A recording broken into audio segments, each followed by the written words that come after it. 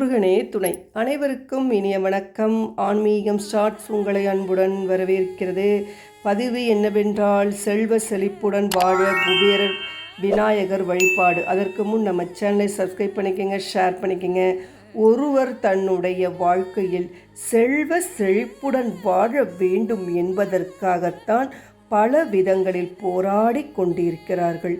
ஒருவருக்கு செல்வ செழிப்பு ஏற்பட்டு விட்டாலே அவருக்கு பலவிதமான பிரச்சனைகள் வராமல் தவிர்க்கப்படும். இந்த செல்வ செழிப்பை உயர்த்துவதற்காகத்தான் பலரும் வேலை பார்க்கிறார்கள். இன்னும் சிலரோ சொந்தமாக தொழில் வியாபாரம் செய்கிறார்கள். இவற்றில் தடைகள் ஏற்படும் பட்சத்தில் அவர்களுக்கு செல்வ வளம் என்பது ஏற்படாது. இந்த செல்வ வளத்தை மேம்படுத்தவும், தொழில் வியாபாரம் வேலை போன்றவற்றில் நல்ல முன்னேற்றம் ஏற்படவும் வீட்டில் வைத்து வழிபட வேண்டிய விநாயகரை பற்றி தான் இந்த பதிவின் மூலம் தெரிந்து கொள்ளப் போகிறோம். குபேர விநாயகர் வழிபாடு. முழுமுதற் கடவுளாக திகழக்கூடியவர் விநாயக பெருமான் என்பது நம் அனைவருக்கும் தெரியும். எந்த ஒரு காரியத்தை செய்வதாக இருந்தாலும் விநாயக பெருமானை மனதார வழிபாடு செய்துவிட்டு தொடங்கும் பொழுது அந்த காரியத்தில் வெற்றிகள் உண்டாகும் என்றும் கூறப்படுகிறது. திரும்பும் திசையெல்லாம் வீற்றிருக்கக்கூடிய விநாயகர் நாம் பல விதங்களில் பல முறைகளில் வழிபாடு செய்வோம். அதிலும் செல்வ வளம் அதிகரிக்க வேண்டும் என்பதற்காக செய்யக்கூடிய ஒரு சூட்சமமான வழிபாட்டு முறை பற்றி நான் பார்க்க போகிறோம். செல்வமலம் என்றதும் நம் நினைவிற்கு வரக்கூடியவர்கள் குபேரர் மற்றும் மகாலட்சுமி தாயார்.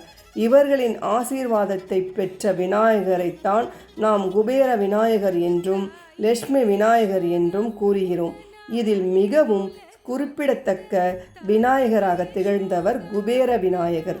குபேர விநாயகரின் படத்தையோ சிலையோ நம்முடைய வீட்டிலும் தொழில் செய்யும் ஸ்தாபனத்திலும் வைத்து வழிபாடு செய்தோம் என்றால் நமக்கு பலவிதமான நன்மைகள் உண்டாகும் என்று கூறப்படுகிறது. மிகவும் சிறிய அளவில் இருக்கக்கூடிய குபேர விநாயகரின் சிலையை வாங்கி கொள்ளுங்கள். படமாக இருக்கும் பட்சத்தில் நம்முடைய விருப்பத்திற்கு ஏற்ற அளவு வாங்கி கொள்ளலாம். வாங்கி வந்தவுடன் இந்த சிலைக்கு பன்னீர் ஊற்றி சுத்தம் செய்து கொள்ள வேண்டும். பிறகு விநாயகருக்கு சந்தனம் குங்குமம் வைத்து வீட்டு பூஜை அறையில் வைத்து விடுங்கள்.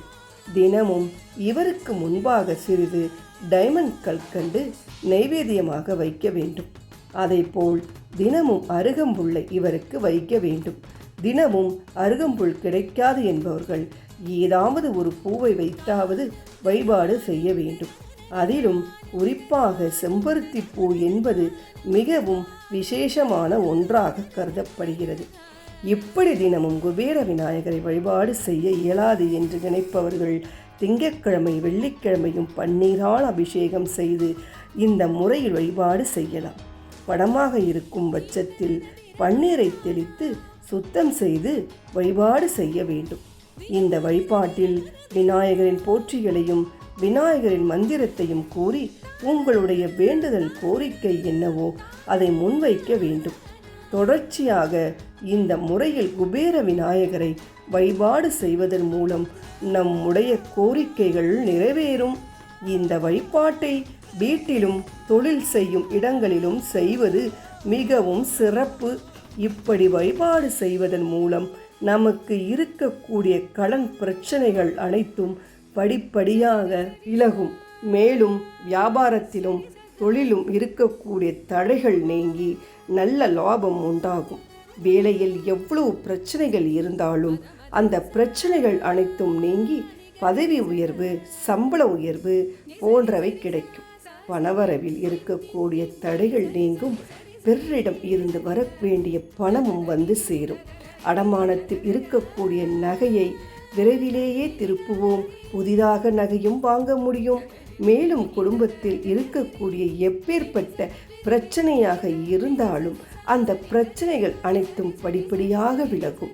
இந்த இனிமையான விநாயகர் வழிபாட்டை தொடர்ச்சியாக முழு மனதுடன் செய்பவர்களுக்கு அவர்கள் வாழ்வில் நினைத்து பார்க்க முடியாத அளவிற்கு செல்வம் வளம் பெருகி மகிழ்ச்சியுடன் வாழ்வார்கள் என்ற தகவலை கூடிக்கொண்டு இந்த பதிவினை நிறைவு செய்து கொள்கிறேன். அடுத்த நல்ல பதிவில் பார்ப்போம். நன்றி, வணக்கம்.